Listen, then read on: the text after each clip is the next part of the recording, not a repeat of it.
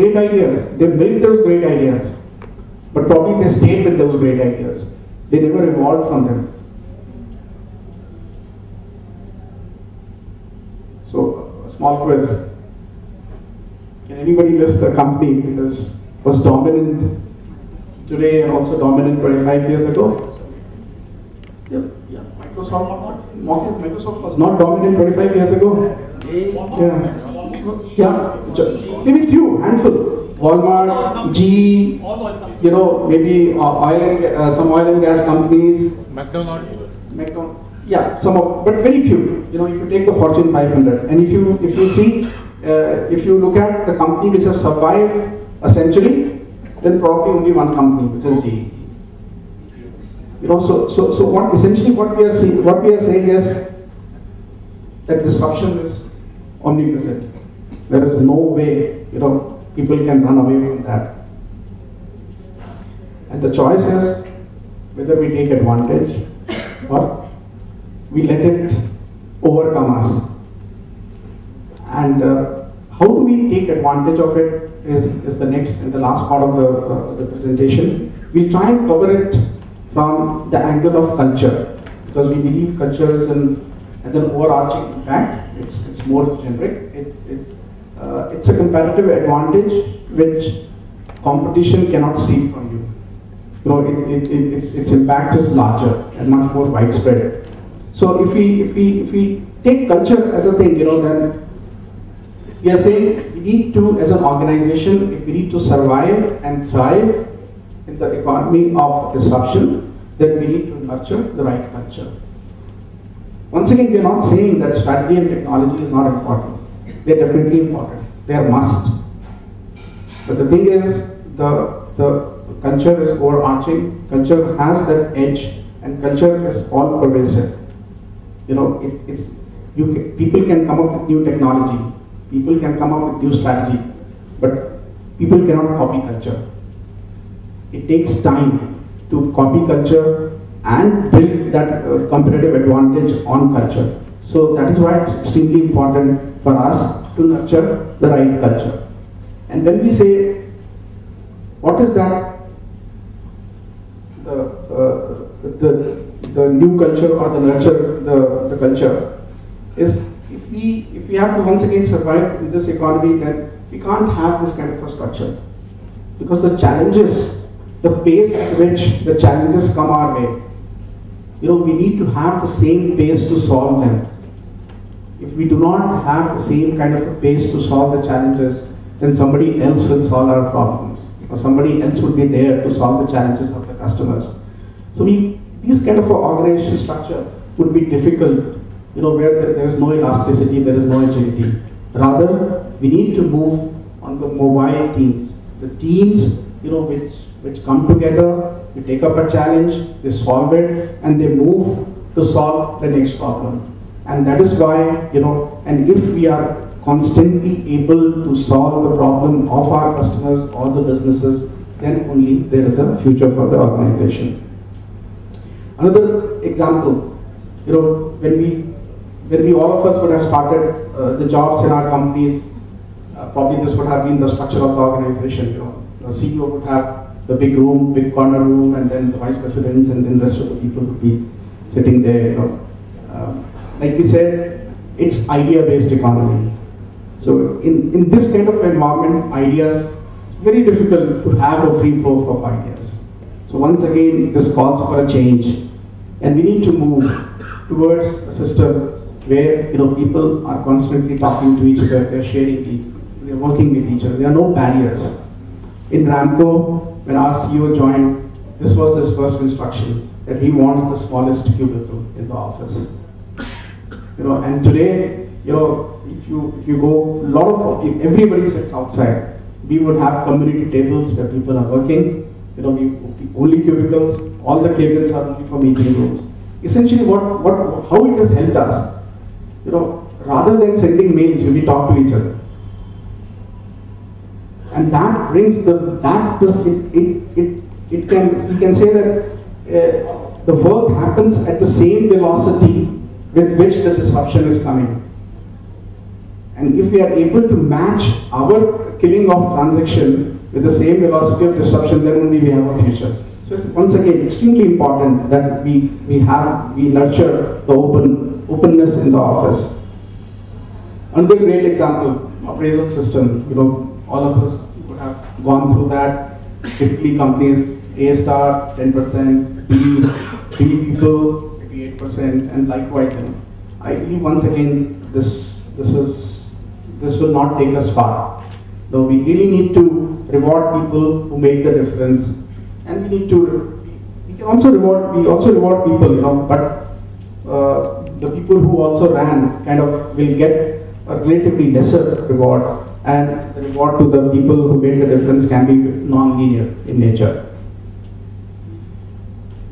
Now, other thing extremely important for us is, once again, I'm going back to ideas, because ultimately it's ideas, which is going to make the difference, And since we are not talking about ideas can come from anyone and everyone. Right from the lowest entry-level employee to the senior-most people.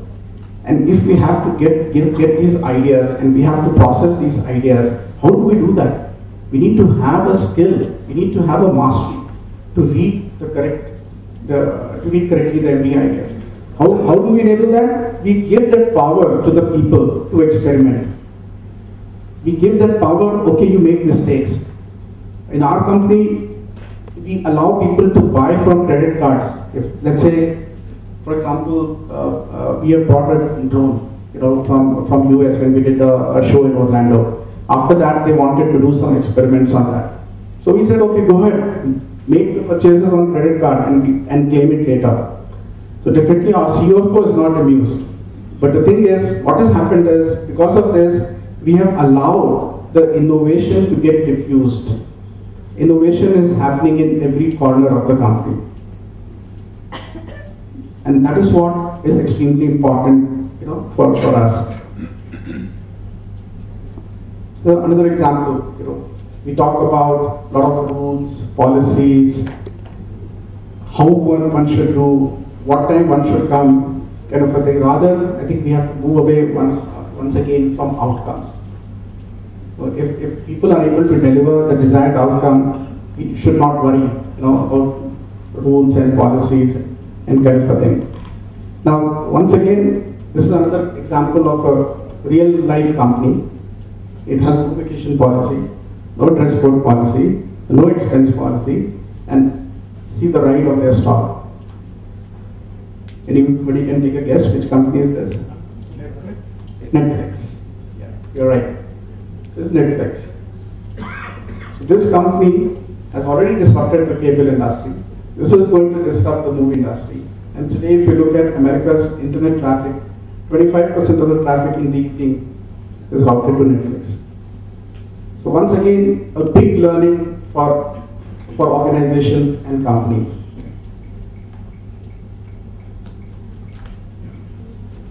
There are a few more things, which we have captured based on our example. I'm not sure all of you would agree with that, but we have practiced that, and we believe, these things get deliver result. We say fire fast and hire slow. What I mean is, take time in hiring, hire the best.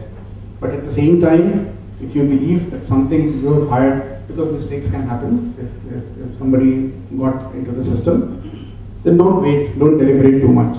Don't go into analysis paralysis kind of a mode. Just separate. Trusting makes us efficient. In our company, there is no trust. The CEO has given that kind of a trust that we do not have any approval culture. So we can travel without any approval.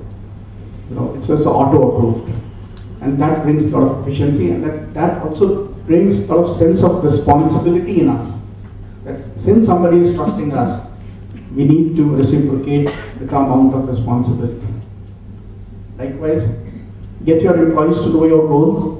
Once again, this is a practice thing. What we did 3 years ago when we were not doing well, we were losing money. So we shared the financials with everyone, and we told, it will be very difficult for us.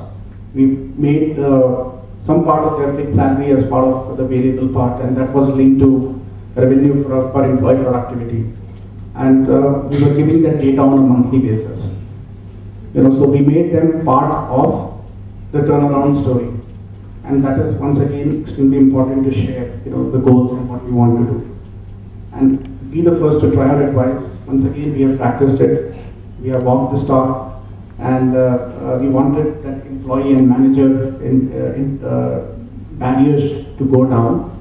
And for that, in order to do that, what we started was in our cafe, our CEO himself started serving coffee to employees. And that made more and more managers to come and adopt this principle. And today, that has helped us break the barriers. And once again, going back to ideas, these barriers has to be broken to channelize the ideas. And this is what, if we have the right culture, it creates the self-healing organizations.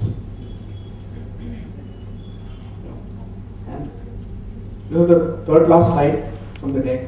We are talking about this is the Darwin's principle. It's not the fittest, it's the most adaptable which will survive. We gave the example of one Siddharji whose business got disrupted, the auto guy. Going to give you another example of a Siddharji who has used technology to disrupt the business of others. This guy is in US. He uses Google, he uses AdWords, Geo's capability and all those kind of things, and he has really disrupted the business of some other food chains in the neighborhood. Last slide, but once again, very important and very pertinent point we are going to talk is, this is what governments do. They mortgage the future for the present. And that is why most of the government budgets run on deficit and kind of thing. Once again, we have to move from here to mortgage the present for the future. What it means is, invest into things, which are coming your way. Once again, going back to ideas. You get your ideas, select good ideas, and start and invest in those ideas. Because you never know when your cash flow from your best product or best service offerings is going to dry down. So prepare yourself for the future. If we are not preparing ourselves for the future, then our foundations are shaky. So if you see Google, once again, go back to the example of Google. Google today spends on 20 to 25 new things every year because they feel they don't know when their advertising revenue is going to dry down. So they are preparing themselves. They are basically investing today's money to secure their future. And once again, very, very important and pertinent point for all of us to ponder upon. Yeah, I'll stop here and I'll hand it over to Steve. Covered a lot of ground, so it leaves us with possibly re-emphasizing and adding some color to the ideas that you've shared. Let me actually invite the panel members onto the stage so we can get started. Ravi, Ganesh, Dr. Please.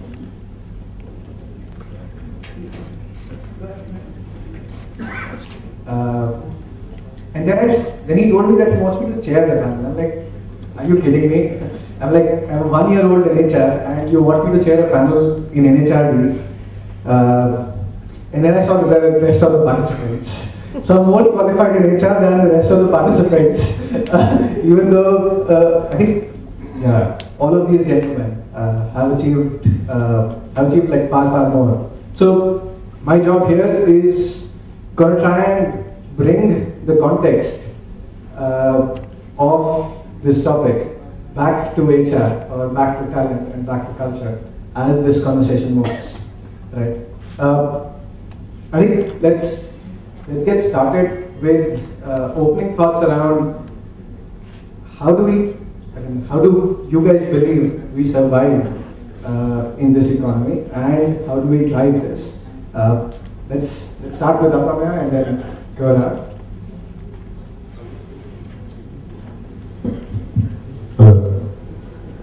Yeah, so in a disruptive kind of an environment, what we've basically focused on so far at Taxi for Sure is to get people on board who want to disrupt. Right? That's the most critical piece. If it's somebody who wants to do daily work 9 to 5 and go back home, that's something that we kind of judge right at the beginning when we talk to them over the interaction, right? The interview. So we don't call it interviews, we call it interactions, because we want them more than they want us. Most of our journey, right? And some of the small little things that we would do is, for the important critical roles, we would call people for interviews at 10 p.m. Right? So some of them would, half of them would say, 10 p.m. are you crazy? I can't come. So that shows that they're not in for the disruption, right? So filtering out people who can think, beyond whatever is happening in the world, right? And bring on those thoughts onto the table is extremely critical. And hiring those right people is critical. And post that, in a bigger organization, you hire and then you train, right? There's no such training. As in, pretty much everybody who joined us and have started holding very big positions in our company are people who have never done those things before. Our product managers were always freshers from ISB, who had never done product management before. And marketing, so I had never done marketing, I was doing marketing for some time.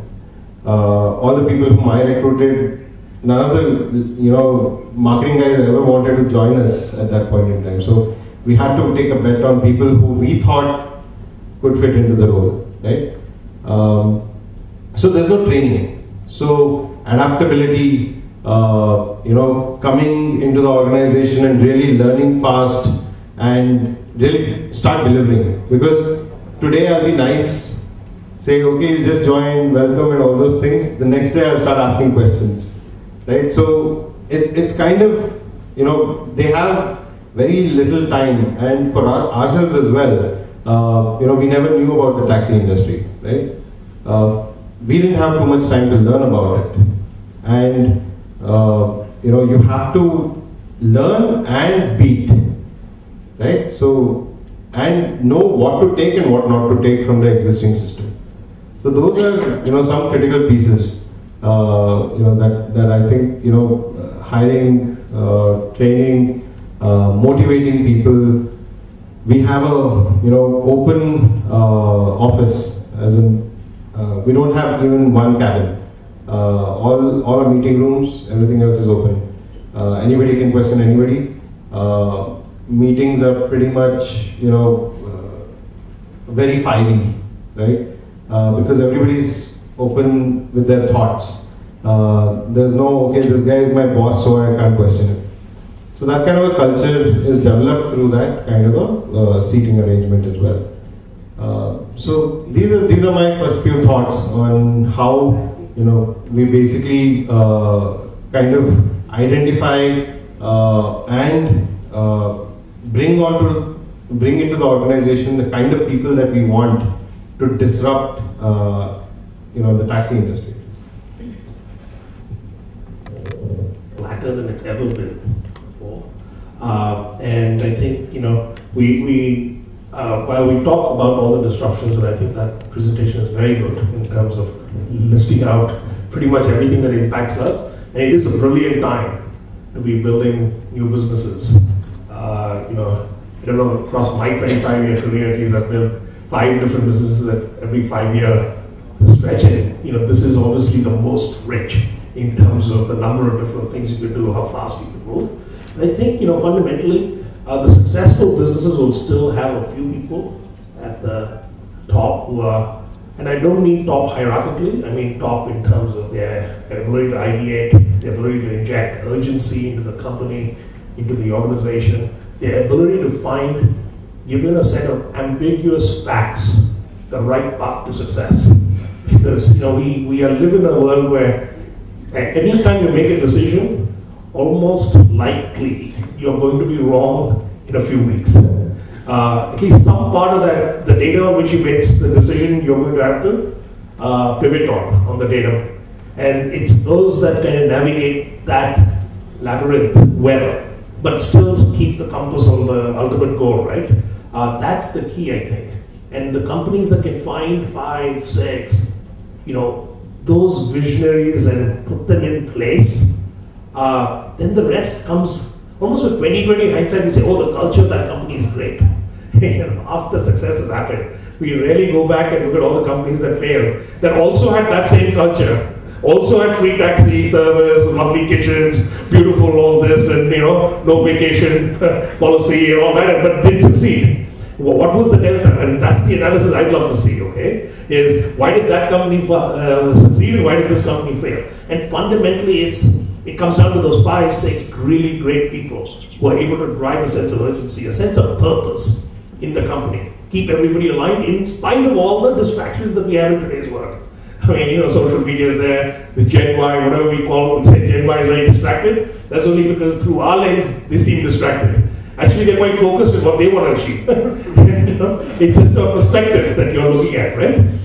So I think, that's the key thing is, if you're building a new organization, you have those people that can provide that vision, that urgency, in my mind, that sense of purpose, and imbue everybody with that. And it's almost, very hard to find. And that's why the Darwinian principle, even in companies, we're going to have lots of companies come, form, and then die quickly also nowadays, because, identifying that core set of folks who can drive is very hard in my mind. Okay? So I'd say world is really flat. I think, in terms of talent, you're going to have to be very malleable in your thoughts, in terms of putting together a team. It's the way you put together software architectures today. You do a mashup. You bring that, this, the other thing together. Honestly, a little bit of disagreement on, expertise level and, learning on the job and all that. I actually would much prefer time to value be shorter, be able to go get people who are the best in breed in each of these various functional areas and put it together faster. In my mind, that's a lot because you won't have enough time to survive otherwise. Your competitor takes you out faster. Going slow is not an option. Learning on the job may not even be an option. It may be in, in your circumstance, you may have had that luxury for a little bit, but, soon people catch up, right? So for me, honestly, it's about putting that mashup together really well. And I love to today. Thanks, Bala, and thanks, Sudesh, for the opportunity. So I think, as rightly pointed, I'm not a HR person, okay, right? So I do have a lot of very close friends in HR. My sister is HR, my brother-in-law is from HR, so I have a lot of family connections in HR. I think what's most exciting and also scary at the same time is this change of pace and evolution. Right? So earlier, life was fairly simple. Okay, right? In my first company, we had a HR department, we had a HR manager. His job was defined, and that was fine. Okay, right? Right from salary administration to performance recruitment to performance appraisal improvement and all of that stuff, and he used to give me a budget. We used to negotiate on the budget. We used to fit people on a bell curve and say that you will get 10% increase here, 15%, 20% here, and if the times are tough, the bottom 4% you put on what is it? PIP, okay, right? Okay, right. Put on PIP, performance improvement plan, and after that you let them go and all this. So life for an entrepreneur, for a CEO was fairly simple, and HR was very clear. Okay. Then suddenly for old men like me, it became too fast and too dramatic a change. Okay, right? So at some point of time, I used to be as young and had as much hair as people here, and all this, most of it was lost on account of HR.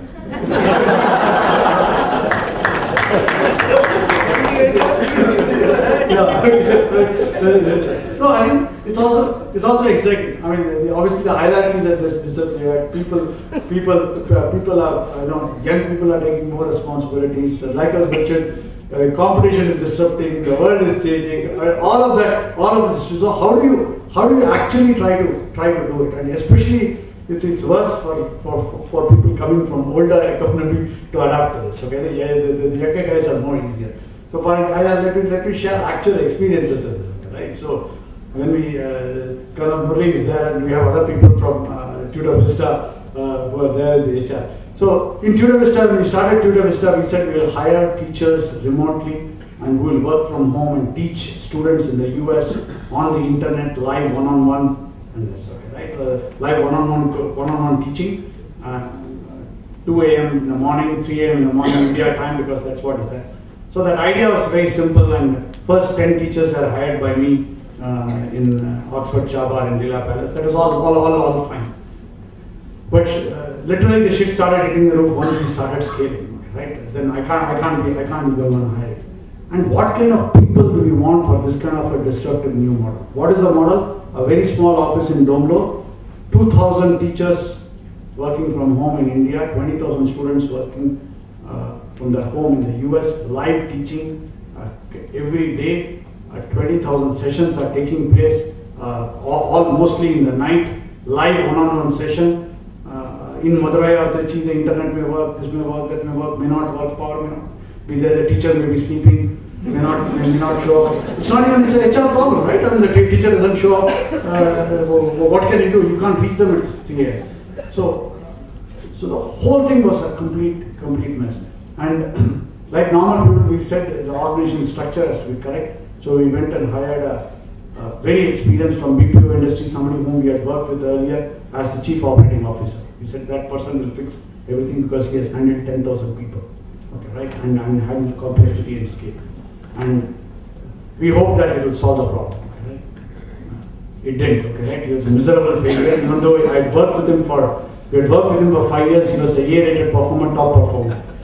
When we analyze what is it that failed, okay, we realized fundamentally we had not looked at the business model and the challenge and the problem before trying to put a HR or a structure around it. Right?